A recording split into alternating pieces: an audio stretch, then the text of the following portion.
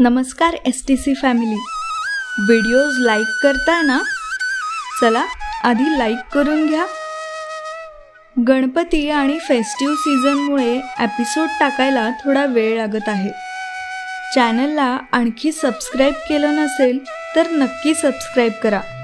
तुमच्या प्रतिक्रिया कमेंटद्वारे पोहोचवायला विसरू नका. तुम्हाला प्रॉमिस केल्याप्रमाणे गणपती विशेष दररोज 11 कथा टाकायचा संकल्प मी केला आहे. गणपती विशेष काही कथा पब्लिश झाल्या आहेत. कथांच्या व्हिडिओची लिंक डिस्क्रिप्शन बॉक्समध्ये आहे.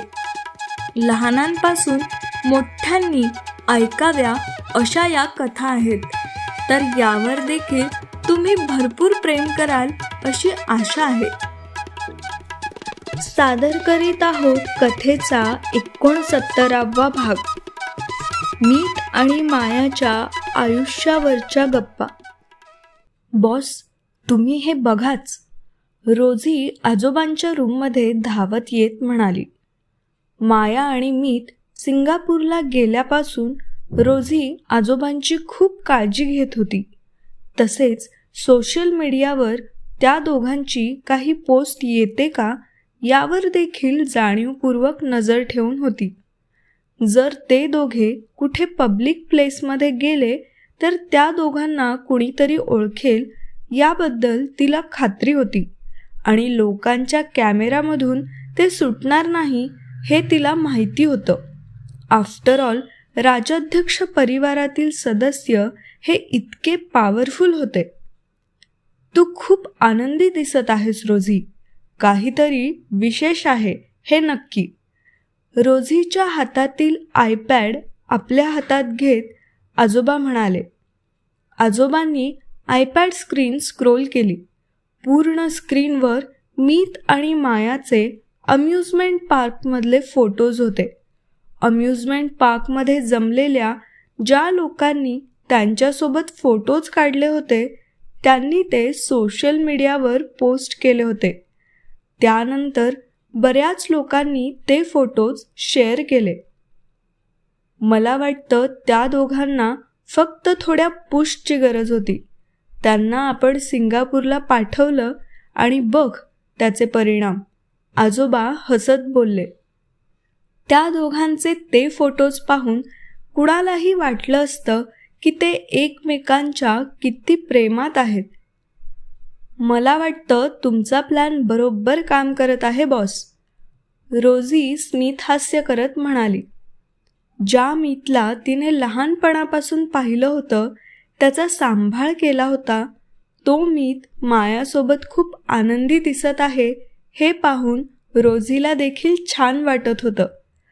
त्याचबरोबर मायासारखी गुणी मुलगी काही महिन्यानंतर या घरातून जाणार नाही, मीत सोबत इथेच सुखाने संसार करेल हा विचार करून तिला आनंद होत होता. पण रोजी, मीत माझा नातू आहे. मी त्याला चांगलं ओळखतो.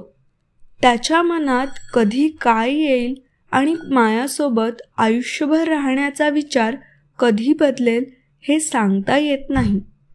त्यामुळे आपल्याला थोडं सांभाळूनच पुढचं पाऊल टाकावं लागेल, आजोबा बोलले. मीतबद्दल आजोबा असं का म्हणत आहेत हे रोजीला कळत नव्हतं. तो त्यांचा नातू होता हे जरी खरं असलं तरी मीतचं मायावरचं प्रेम जडत आहे हे तर स्वच्छ दिसत होतं.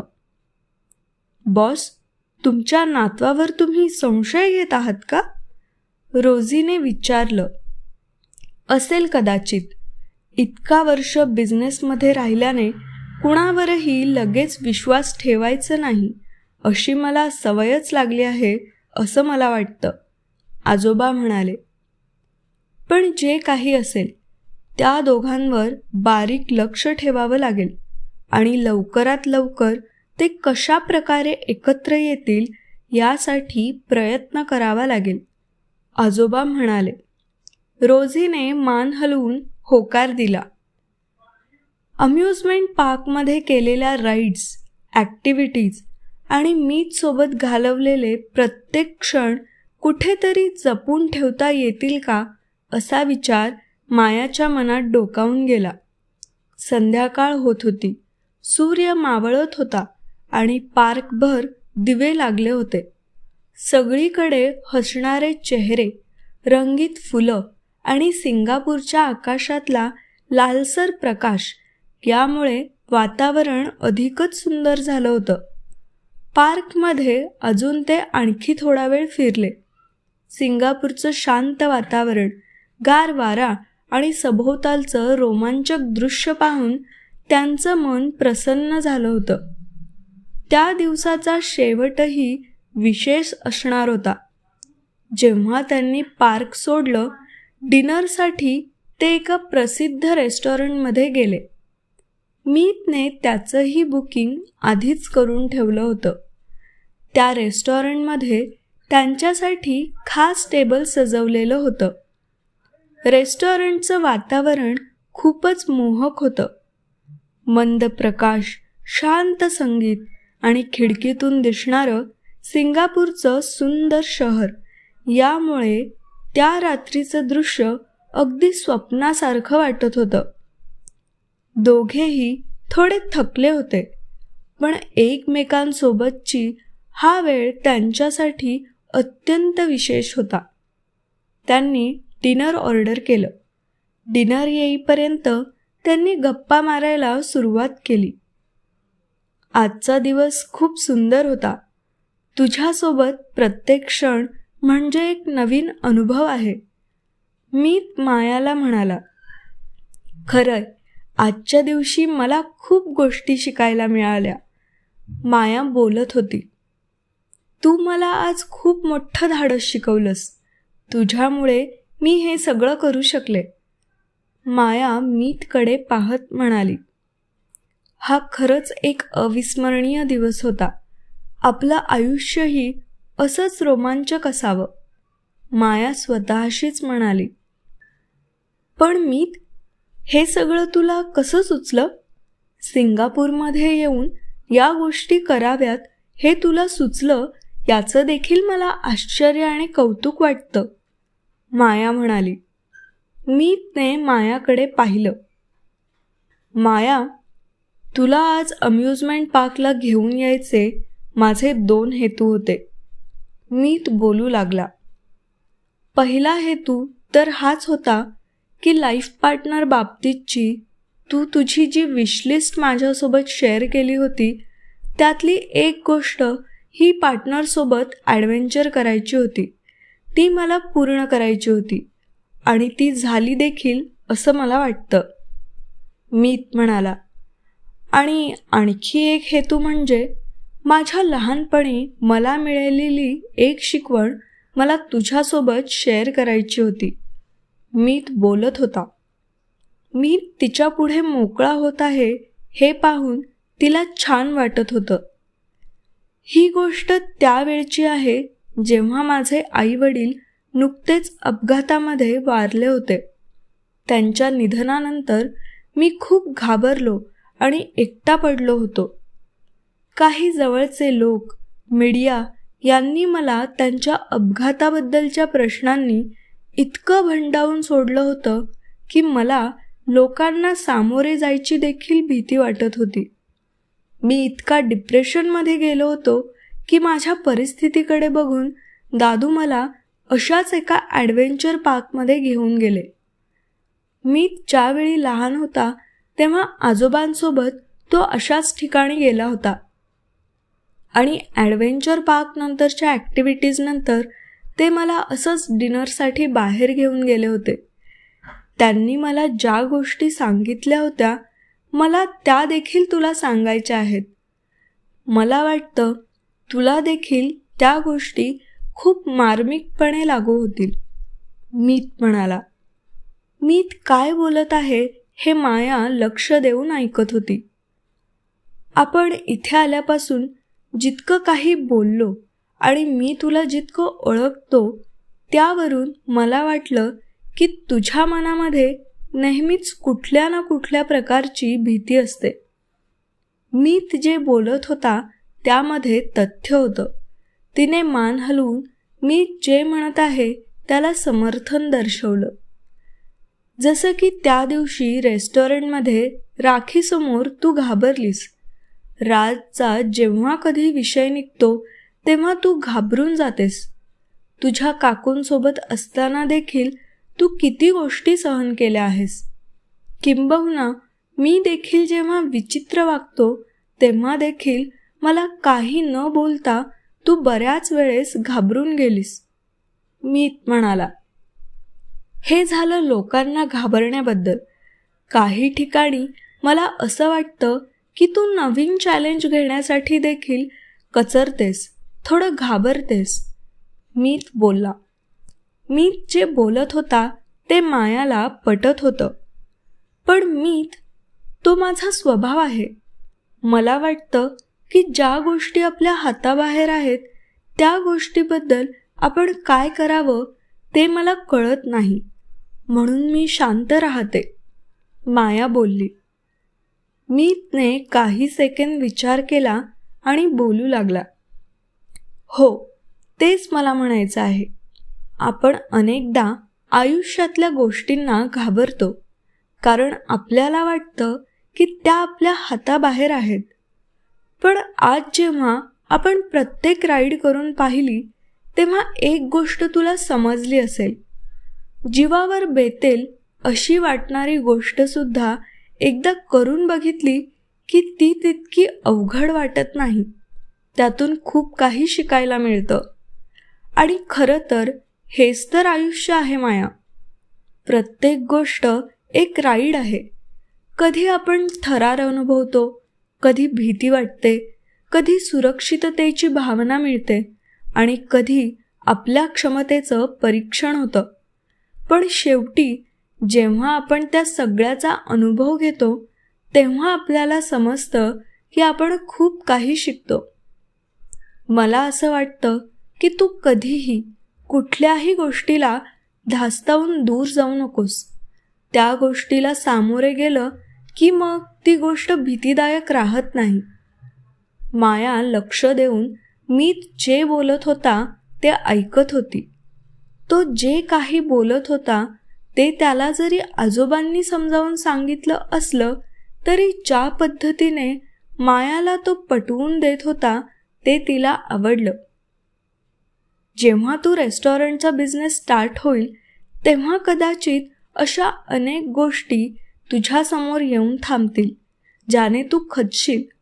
पण मग नेहमी त्या गोष्टींना या ॲडव्हेंचर पार्कमधल्या राईडप्रमाणे समजशील तर कदाचित त्यांना तू व्यवस्थित हँडल करू शकशील असं मला वाटतं. मीत म्हणाला. मीतने मायाचा हात हातात घेतला. आव्हानं स्वीकारणं ही आयुष्याची एक सुंदर प्रक्रिया आहे. प्रत्येक वेळी काहीतरी नवीन शिकायला मिळतं आणि जोपर्यंत आपण शिकत राहतो तोपर्यंत आपण जगत असतो. प्रत्येक अनुभव काहीतरी नवीन शिकवतो आणि शेवटी ते सगळं आपल्या भल्यासाठीच असतं. मीत बोलला.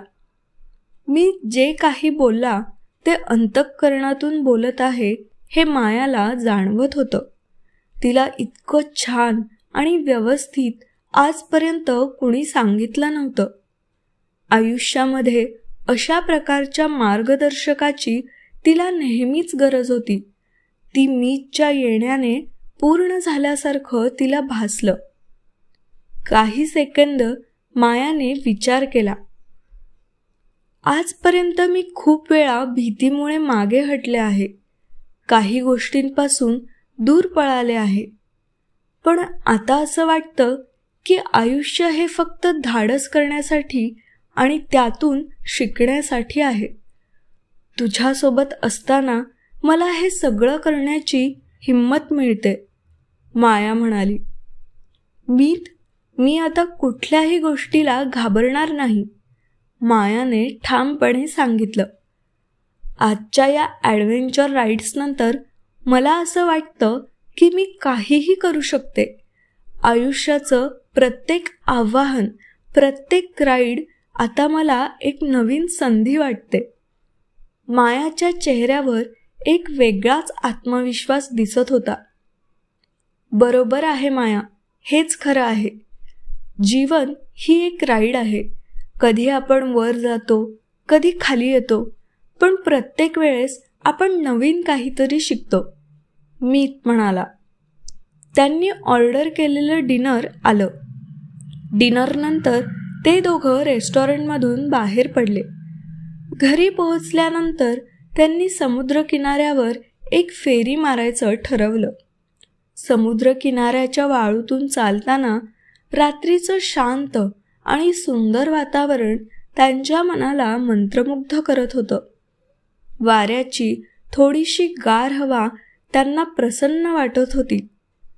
मायासाठी आजचा दिवस फक्त रोमांचक अनुभवच नाही, तर जीवनाच्या प्रत्येक आव्हानासोबत खुल्या मनाने आणि सकारात्मकतेने जगण्याचा नवा दृष्टिकोन होता. आत्ता या क्षणी मला खूप समाधानी वाटतंय, माया हळूच म्हणाली. मला देखील, मीतने तिचं समर्थन केलं. त्या रात्रीच्या शांत वातावरणात मायाने आयुष्याच्या नवीन आव्हानांचा स्वीकार करण्याची तयारी केली. समुद्रकिनाऱ्यावर फिरून आल्यानंतर दोघे घरी आले. दिवसभराच्या ॲक्टिव्हिटीजमुळे दोघेही थकले होते. बेडवर पडल्या पडल्या त्यांना झोप लागली. सकाळ झाली. मायाला आज नेहमीपेक्षा लवकर जाग आली. तिने शेजारी पाहिलं. मीत अजूनही झोपला होता. ती फ्रेश झाली आणि मीतच्या शेजारी जाऊन थांबली. मीत, उठ. मीतच्या खांद्याला हलवून माया त्याला उठवत होती. चल, उठून बस, आपल्याला एक्सरसाइज करायचा आहे. मीत इतकं हलवून देखील उठत नाहीये हे पाहून त्याने तिला केलेल्या प्रॉमिसबद्दल तिने आठवण करून दिली. माया, किती वाजलेत? या अशा थंड वातावरणात एक्सरसाइज करणं शक्य आहे का? एक्सरसाइज न करायचा बहाणा मीत शोधत होता. मीत, 5 वाजून गेले आहेत आणि एक्सरसाइज करण्यासाठी हाच बेस्ट टाईम आहे, माया म्हणाली. मीतला झोपेतून उठण्याखेरीज काही पर्याय नव्हता. तो बेडवरून उठला आणि फ्रेश होऊन दोघे जॉगिंग करण्यासाठी घराच्या बाहेर पडले. सकाळचे 6 वाजत होते. समुद्र किनाऱ्यावर गार वारा वाहत होता आणि सूर्याची कोवळी किरणं आकाशात हळूहळू पसरत होती. समुद्राच्या लाटांचा मंद आवाज आणि दूरवर दिसणारा निळाशार पाण्याचा समुद्र हे दृश्य खरोखरच शांत आणि मोहक होतं. अशा सुंदर वातावरणात माया आणि मीत दोघं एकत्र मॉर्निंग वर्कआउटसाठी आले होते. मायाने थोडा स्ट्रेच करत मीतकडे पाहिलं. तुला माहिती आहे का, मी कधीच इतक्या सुंदर ठिकाणी एक्सरसाइज केली नाहीये, ती हसत म्हणाली. त्यांनी व्यायाम सुरू केला. साध्या स्ट्रेचिंगपासून ते हळूहळू रनिंगपर्यंत. त्यानंतर त्यांनी हलकं रनिंग सुरू केलं. एकमेकांच्या स्पर्धेत जणू खेळत होते. माया कधी पुढे जात होती तर मीत तिच्या मागून येत होता आणि दोघं हसत खेळत आपल्या मॉर्निंग रनला रंगतदार बनवत होते. माया, सावकाश. मीत तिच्या मागे धावत धापा टाकत म्हणाला. रनिंग करत माया त्याच्या बरीच पुढे गेली होती. माया थांबली. तिने मागे वळून पाहिलं. मीत खाली बसलेलं तिला दिसलं. मीत, मला वाटलं होतं तू इतकं तरी धावू शकशील, पण तू तर लगेच थकलास, माया हसत म्हणाली. चल उठ, आणखी थोडं रनिंग करून रेस्ट करू. माया त्याच्या जवळ गेली आणि त्याला हात देत उठवत म्हणाली. दोघे आणखी थोडा वेळ धावले.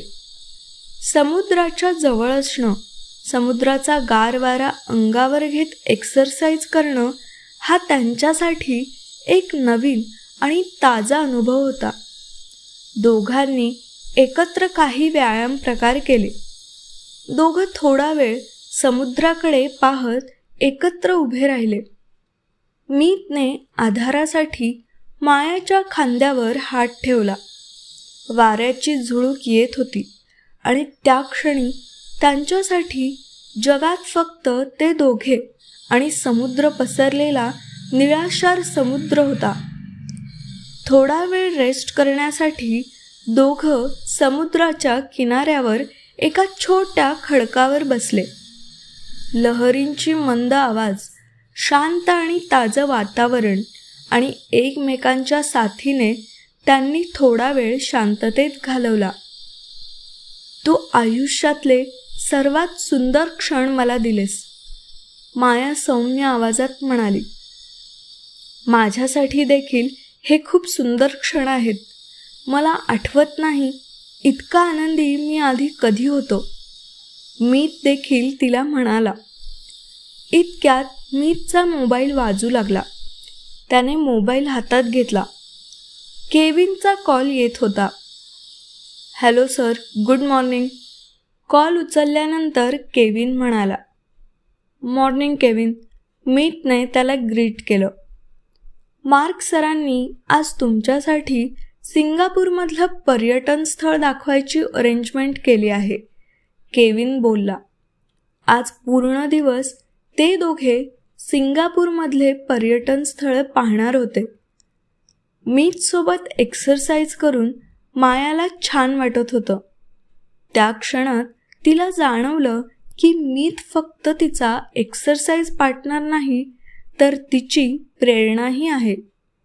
त्याच्यासोबतचा प्रत्येक दिवस, प्रत्येक क्षण तिला काहीतरी नवीन शिकवत होता.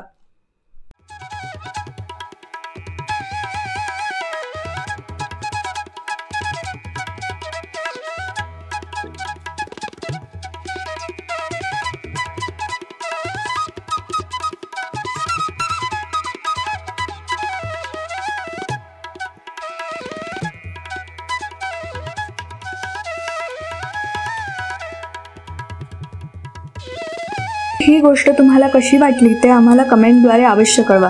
गोष्ट आवडली असेल तर लाईक आणि शेअर जरूर करा आणि पुढील भाग ऐकण्यासाठी आमचं चॅनल स्टोरी टेलर्स कंपनीला नक्की सबस्क्राईब करा आणि बेल आयकॉन प्रेस करा.